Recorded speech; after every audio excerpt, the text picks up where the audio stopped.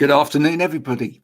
It's Graham Coath with another one of my music. Now, today, I'm going to be talking to someone who's very fond of playing fast.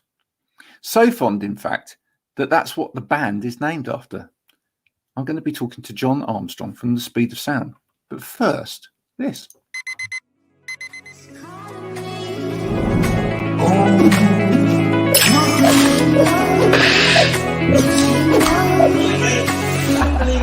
I need to get going, Mel. See you later.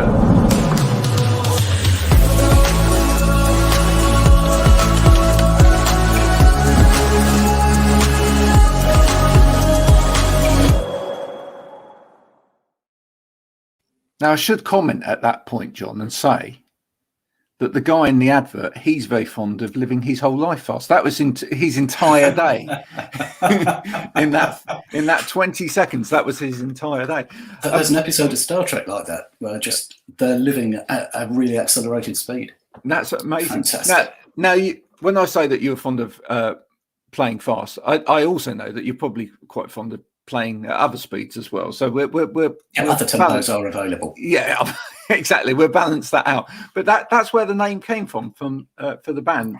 Yeah, I was playing a really fast piece and just looked at the speaker cone, and it's moving the air at exactly the same speed. Whatever pace I'm playing at, it still reaches the audience or anybody else at the same speed. And it just struck me as a really good name for a band at that time. Well, it is. I think it's a brilliant name. As I said to you just before we came on, I am so surprised nobody else has ever used that name. And maybe they have. There may be some kind of obscure band somewhere in the world, because it's a bit like songs, really. All songs have been kind of rewritten before, but it's just how you construct them, isn't it? And you've managed to capture that for yourself. So that's good. I love anything to do with any kind of theory to do with sound. Are you into theories to do with sound? Well, yeah, basically. I mean, it's just anything that's interesting. Yeah, go for it, and just anything that may not have quite been done before, or in a slightly different, twisted way. Yeah, again, today I'm wearing a band T-shirt. I'm wearing a Marillion T-shirt, and Marillion actually had an album a few years back called Sounds That Can't Be Made. Now, have you ever thought about that? Is there a sound that you've ever kind of recorded that you thought that can't actually be made? Not yet. Right, but that's my task for tonight. It's a challenge, isn't it? Yeah, it's 12 noises made by the human body or a car door or something. That I think that's been done before. Yeah, but I mean that is actually saying that the noises are made by something. It's not you can't make this noise. Well, I believe that the title for this. Yeah, I think the title for this was it's kind of metaphysical and it's all about that sort of expressions of love and things like that.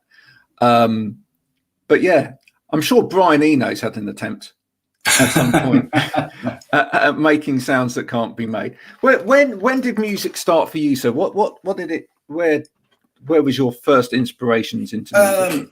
It's a family thing. My dad used to play. Before he had children long ago in the distant past, he was in the skiffle boom. That is a long time ago, obviously. And he kind of progressive skiffle. No, he just progressed out of skiffle into a sort of Everly Brothers sounding like duo with a mate of his who joined the RAF, and he moved from that into blues-ish and then folk, and stuck with that for a long time. He was a gigging folk musician, and it was always there. My mum didn't play, but she listened a lot. Classical music, jazz. So there'd be music in the house, but it wasn't, shall we say, contemporary pop, whatever year it was, definitely. Did you ever get to play a skiffle board yourself? No. My brother has. I haven't. Or one of those, broom handle basses. Yeah. Tea chest. I've not done that. But yet. shall we say. There's still You know time what I for was going to say? exploration.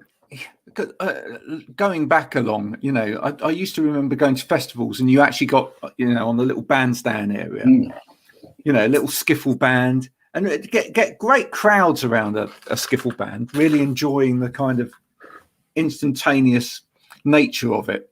Well, it is DIY. It's punk. Yeah. In many ways, it is just we're going to make some music. Let's do it. Yeah. So maybe that's something to aim for as well. Let's do a skiffle revival, and perhaps, you know, can you turn skiffle into can you modernize skiffle?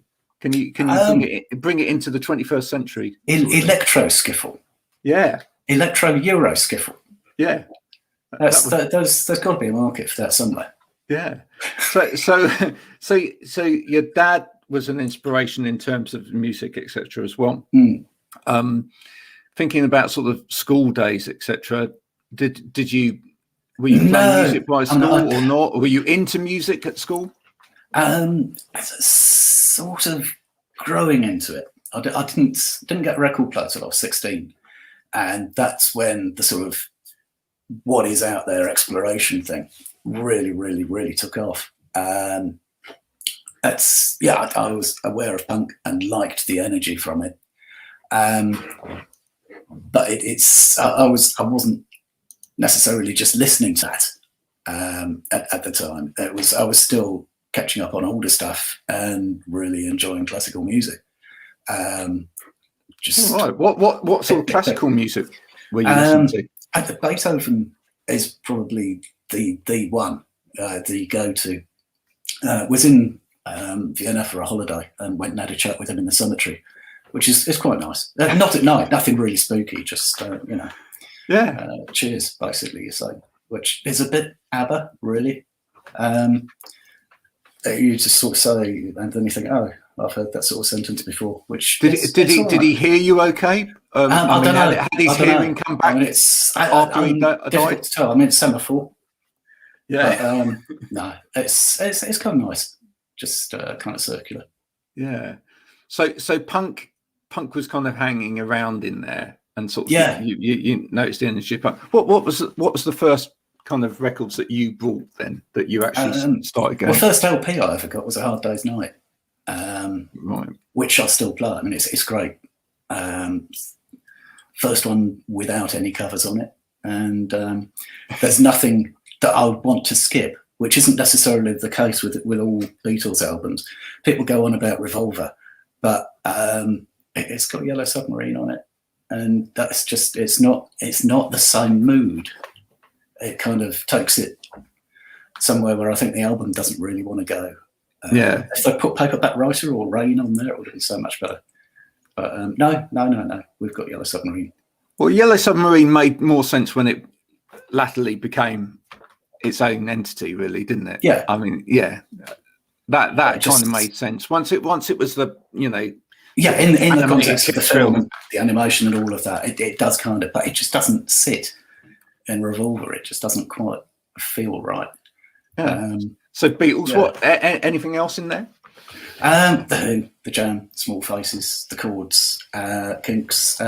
You're probably spotting a pattern there.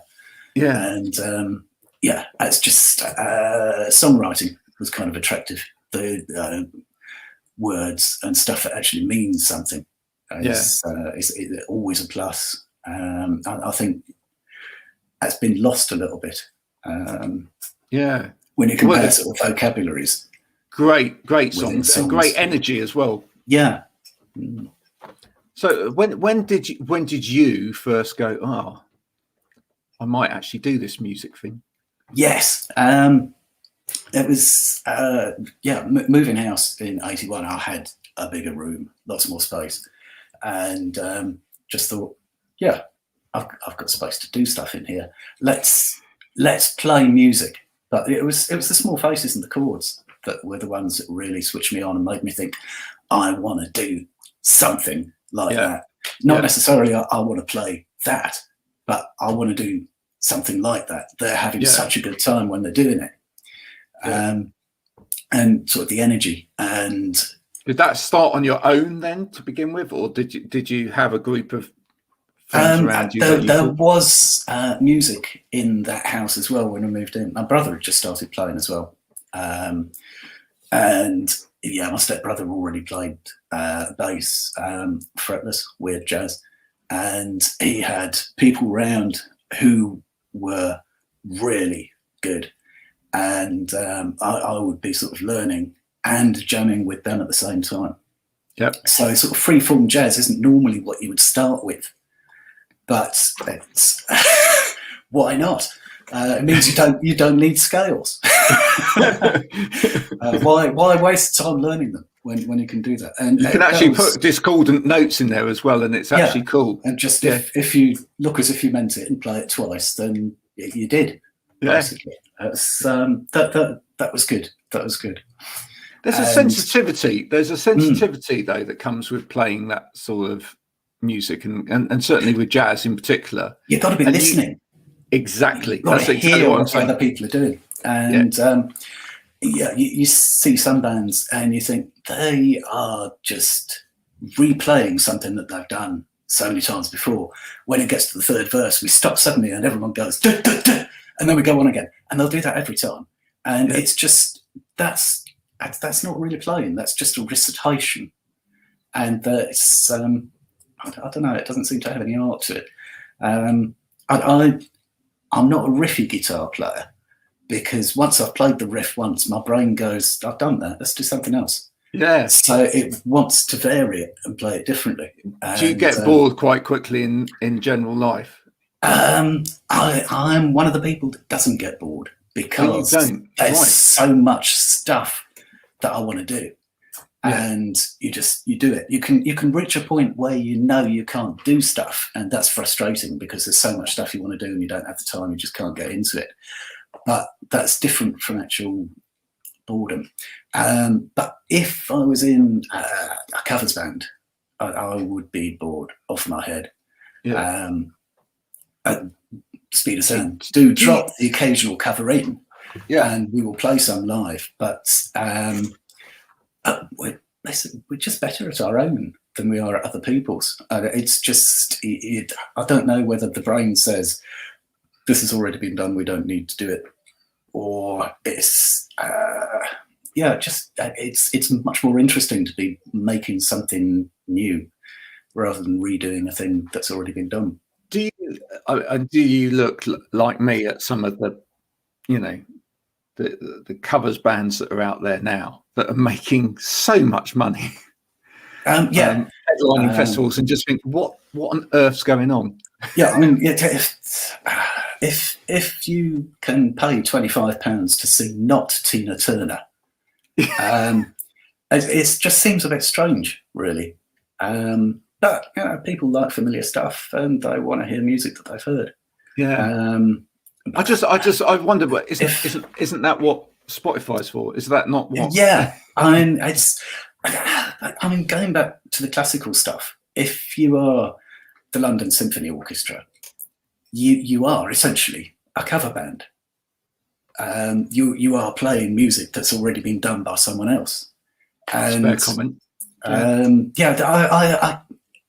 And if the Small Faces, there's only Kenny Jones left alive, I think.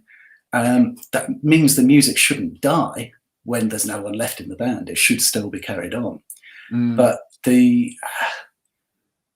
it's the tribute, in inverted commas, aspect of it. I mean, that used to mean giving loads of gold and slaves to your imperial conquerors. But apparently now it means dressing up as another band and playing all their stuff. It's kind of strange. Cover bands before used to play a varied set of different songs by different people. Yeah, and that kind of made it slightly less predictable what they were going to do. It is odd. It is odd. Yeah. But, it's part of the commercialisation of it, and the same way that you get so many radio stations that will only play the same records all the time, and you can play radio bingo, sort of list 5 of them, and you'll have won within an hour. Unless there's someone else playing you, they might have got. I think it must be an incredibly strange experience to get up every day, have to dress up as somebody else, and go and play somebody else's songs. Yeah, I couldn't do that. I would be so completely bored. blues is a really pretty rigid theme. You've got the 12 bars and chord patterns are laid down. You can vary it. That's all right. But it's quite structured and straight. But you have so much leeway within that. So yeah, maybe I could play in a blues band and survive mentally. Yeah. But if you're just churning out the same stuff again and again, and that people want to hear it a specific way as well. When we play a cover, it still sounds like us. That's to do it like I can't do it like the original. It just so when did you get to thinking, this is the sound that I wanted? When did Speed of Sound really come about in your head? Yeah, I mean, it really got going in '89. In '87, I was in a student house as a student, and Andy Warhol died, and some of the other people in the house said, "Let's make a band in honor of as you do." So we did, and yeah, it was garage punk, and it was extremely enjoyable. Some of those songs carried forward into the Speed of Sound 2 years later. A couple that we still play from 1983 one, 1984. But yeah, it's 89 really was when it got going in a recognizable form and as an independent thing rather than previously the garage punk band. I'd just been playing guitar in that. Hadn't been doing the vocals. We had someone else with that. So yeah, 1999. We went into the studio, Reel to Reel in Macclesfield. That's REAL to REEL. Very funny. Good pun. Yes, excellent. Yeah. And, again, yeah, there's a Marillion album called that, believe it or not. Oh, superb. Another connection. There you go. Yeah, so that was done on 24-day mixing desk and on actual tape because it was 1999 and digital just wasn't a thing then. We did the whole EP in a single day, 17th of September, 89, which is coincidentally the date the new album comes out. So it's precisely 32 years to the day. Wow. Which is, yeah, nice and circular. We like that. Yeah, no, I do like that. That's very well planned. Was that actually planned? Not quite. We knew it was going to be September, but various things that I don't and Big Stir Records don't have control over sort of moved, and it just landed on that date. And you looked at it and went, "Wow, yes, that's tidy. That's the one I would have picked." Yeah, I had a similar situation recently when I went down a mine in Wales. And having gone down this mine, they recently started keeping, in the recent years, they've started keeping cheese down in the mine because it actually helps for aging and stuff. Yeah. And so having done that, we then tried to find a local supermarket that was stocking said cheese in order to be able to try it. And I went and I found a block of this cheese, brought it home, and it then sat ready to eat at home until we all got home, because that was on holiday in Wales. Wait till we got home, and then we had an opportunity to all together to try this cheese with some crackers, etc. Then I turned the cheese over and I said to my wife, "My word, this is just meant to be," because the date of expiration on the cheese was the 30th of September this year, which is my birthday. Fantastic. It's almost as good, but not quite. it's nice when tidy stuff happens, though. It is, though, isn't it? It is. You just feel like that was meant to be, and obviously with the album that was meant to be. So, in terms of how many incarnations of Speed of Sound have there been? How many? Well, there have actually been 19 people pass through it. Wow. Which is... it's more than some train stations. Yes, but less than Spinal Tap and a lot less than The Fall. A lot less. Yeah, I mean, sometimes it feels like there's more people that have been in The Fall than have not been in The Fall. Yeah. So we're not quite in that category. But we have had 10 drummers. Right. Well, they're hard to get, though, aren't they, drummers? It's got to be the right one. And... for your particular sound. and it's just, unless you're making absolute lashings of money, you can't hold an independent band together for more than 3 years. It doesn't work like that. So yeah, I mean, 32 years and 19 people. That's not bad. No, it's not. It's all right. It's less than one a year, isn't it? Oh yeah, definitely. Let's hope we can get up to nearly 2 years on average. And in those early days, were there anyone that you played with in gigs that, or other bands that you played with for gigs that you particularly liked? Not that we played with, no. I mean, it's even in those days, it was pretty cliquey getting gigs. You would have to know the right people. Yeah. And we didn't. And 89 was kind of a funny time in Manchester. It was, they weren't really into the sound that we were making. So, we played. But it was generally stuff that we either put on ourselves or the venue had just booked us for the whole night. And we weren't with other bands. Or if you had been, it might have been completely different. Yeah, I mean, it just, because there's our sound is a little bit unusual, and finding people that you would match with, then there'd probably be other bands that would be in the same situation that wouldn't get so many gigs. Basically. Do you think your sounds come back around again now, though? In a way, well, it's achieved more acceptability. I think people are more willing to listen to different music now, or at least some people are, and some places they are. I find most people are either completely closed off and just like that over there. Yes. Or actually they're wide open and want to listen to a wide variety of stuff, which is it's the way to do it. If you're only listening to the same 5 albums all the time, you even if you're not bored, you should be. Yeah. So in that respect, has the internet been quite good for Speed of Sound? Yes, it certainly has. I mean, we got played on the radio in Argentina today, which is nice. Fantastic. Nice to know about. Yeah. But that actually ticks off continent number 6. Right. 122 countries. No, 122 stations. 21 countries. Since I started counting, which is only about 2015. So there's more before that. And there's you just, most of the time you don't know. But the internet, they can tell you. They can say they're on the internet radio in Argentina. Did you actually get to hear that go out as it went out in Argentina? I'm not sure on the time difference. It's 9 p.m. I think it is. So it's probably not happened yet. Right. Argentina might be only about 3 hours difference. So it's going to happen. It'll be this evening, which is great. Right. So if I can find their website, I should be able to hear so it if live. people are listening to this now and they want to hear that Argentinian experience, because again, everything's digital, you can just find it. It's not like long ago. It's like, I'm going to listen to Argentinian radio. Well, we'll go and stand on the roof. Basically, it's 3 clicks away. I stuck it on our Twitter feed earlier on today, so it's. I will listen. It's out there. Yeah, I'm going to listen to that later on. I want to, as much as anything else, I want to hear how the Speed of Sound is pronounced in Argentinian.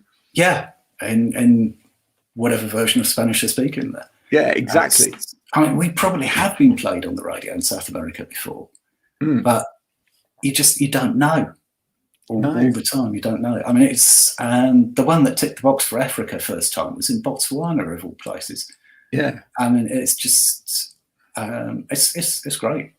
So tell us about the current single. Yes, basically, Tomorrow's World is the front track on the new album. It's not so much a single as a lead track, because the whole thing about the new album is that it is an album. If you play it all in one go, it is a single piece. They merge into each other, and Lovely. It's like a bit like the Abbey Road medley, but a whole album of song-sized pieces. But they merge, and it's the opening track, Well, I And like albums that do that. well, I like albums. That's the whole point. There's a Yeah. lot of emphasis on singles at the moment. I think Spotify has a lot to do with that. They keep telling people, put one out, put one out, put one out, and then when you've got enough of them, make that an album so people can listen to the stuff they've already listened to, but pretend it's new. Maybe in a slightly different or order. Whatever. Or a slightly different order. Yeah. Yeah. Even though it's end to end, you can still shuffle this, and they will still be end to end. But some of the blurs it's like kids' books, isn't it? Choose your own adventure. Yeah, kids' books where every page, it doesn't really matter which order you read it in. Spot was black. Spot had a ball. Yeah. Spot had a house. Now turn it round and read it the other way. It still makes sense. It still makes sense. Yeah. Spot had a black house in his ball or something. Yeah, exactly. But Tomorrow's World. I mean, obviously it was 1970s TV show that brought all new technology. I was going to ask, were you a fan? I mean, it was brilliant. Wasn't it? It was. I mean, and they were the first people to show CDs, I think. Yeah. Long ago. And yeah, it was just, it's part of the whole, the future is supposed to be a good thing and progression. And we're moving towards something that you really want to be involved in, and it will be good when we get there. And in modern terms, I do feel somewhat missold. It's not as described. And it's probably badly packaged as well. If it was something you bought on eBay, you'd want to send it back. And that's what Tomorrow's World is about. It's that sense of we haven't got to where we were supposed to be at this stage, and just disillusionment. And the first line is, we were offered Star Trek, but they fed us Soylent Green, which kind of gives you the contrast between what we should have had and what we've got, which is not such a good thing. Well, we got Richard Branson in a aeroplane. Yeah, trying to be an astronaut. Trying to be an astronaut in a way that just it's not going to work. It's not quite as romantic, is it? No. You can feel a bit disillusioned with that sort of thing. Yeah. I mean, fair play to him. I mean, he's gone further than most than in trying to get there. Maybe you should jump out, like that guy who jumped out quite a long time ago from not quite space, and landed in that big net. And maybe he could try that, and we could tell him there's a net there. Now you recall it for me. I remember them covering CDs. And in fact, I think it probably was that inspired me to go and buy my first CD player, which was incredibly expensive and didn't do anything. Really? Yeah. Well, it was a Philips, because Philips were the yes. I mean, their top end stuff is quite good, but they had some dodgy stuff that was cheaper. Yeah, and I think it was around for an entry level CD player back then, which did play, pause, and open. It was about £300, which back then was a lot of money. Which was a lot of money. But I also think I can remember microwaves on Tomorrow as well. We were all that was the era, though, wasn't it? We were all everything would be cooked in a microwave. Yeah, and we would have so much time just to do stuff that we wanted to do. That was the whole point. It would be a leisure-based society.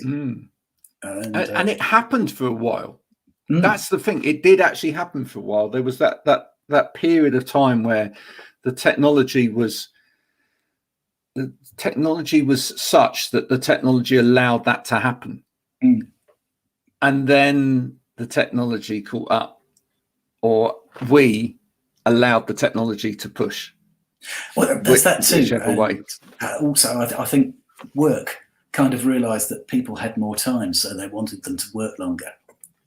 And that kind of squeezed it out as well. It's...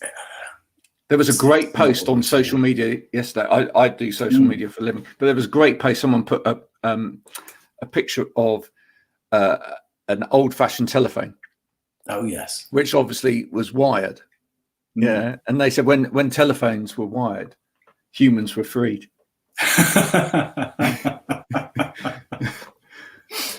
Yes. But it was so very true.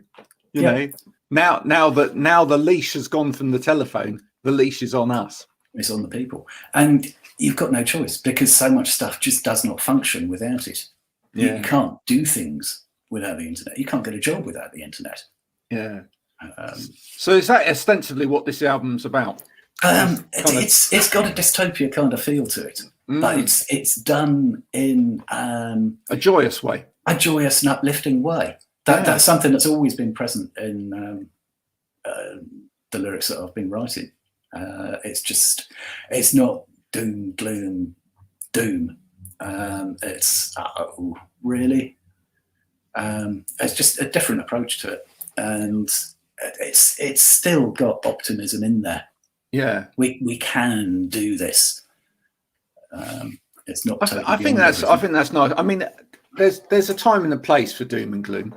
Yeah, there is. There's certainly, but sometimes when it's close to the bone in terms of you know, human perspective or looking at our own lives, you just think I don't want to wallow in it. Yeah, you know, the experience.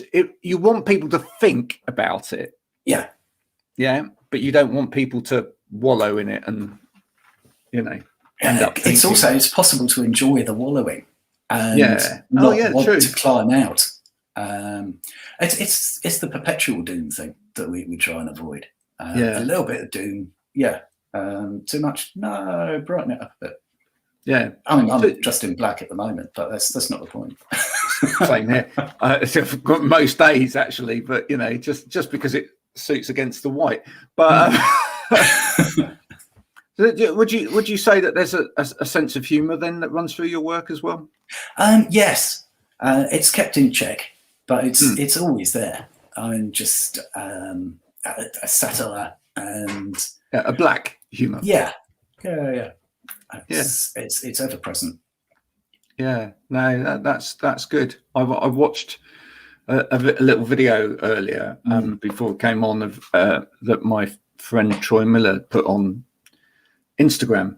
Him remembering Amy Winehouse when he was in Amy Winehouse's band, and said, you know, the one thing that people kind of missed with Amy was her sense of humour. She did, you know, although quite a lot of her lyrics, etc., was sometimes went into subjects which were quite dark.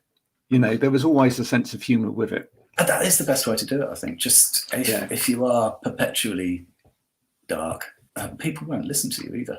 No, it's gloomy. Yeah. Well, no, that's good.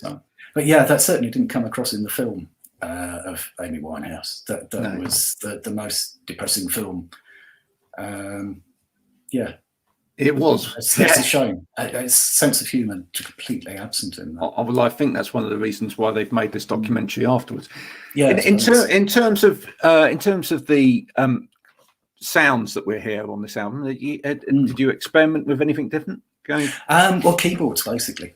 Right. My youngest son Henry joined us when we started doing the recording sessions for this album and the preceding singles. And we never had keyboards in the band before, so that's a completely new element in it. Yeah, there's piano, there's an organ, and he's playing a Korg most of the time in there as well. So it's synthesized sound, and completely new because we were predominantly with guitar based. Yeah, there's a lot of acoustic guitar in there as well. Sort of layered down, so you've got the electric, but the acoustic is adding to it. So that's something that we've done a lot more of. Did you enjoy having that family connection there and playing with your son on the album? Yeah, it's just nice to have a bit of continuity there, and In a lot of ways, it made actually practicing with him more difficult, because if you live in the same house, there's a tendency to say, not now, I'm doing this. And yeah, but we got there. We got there. And yeah, definitely worth it. It's, a lot of the links in between the tracks are synth noises, that sort of classic science fiction soundtrack backing incidental music. Yeah, that sort of merges. Well, I was going to say there wasn't a better time to bring him in and have this in. You know, an album about tomorrow's world. Yeah, and the video for Tomorrow's World, there's a flying saucer landing, and we've got 12 layers of synth on that. I mean, how prog is that? That's brilliant. Keith Emerson would be proud of you there. Yeah, only 12, he'd say. Yeah, 12. And yeah, but you take any one of those out and it just doesn't build the same. Yeah. Incidentally, the Flying Saucer is actually an art gallery. It's the Museum of Contemporary Art in Brazil. And the park it's landing in is the one over there, through the window outside.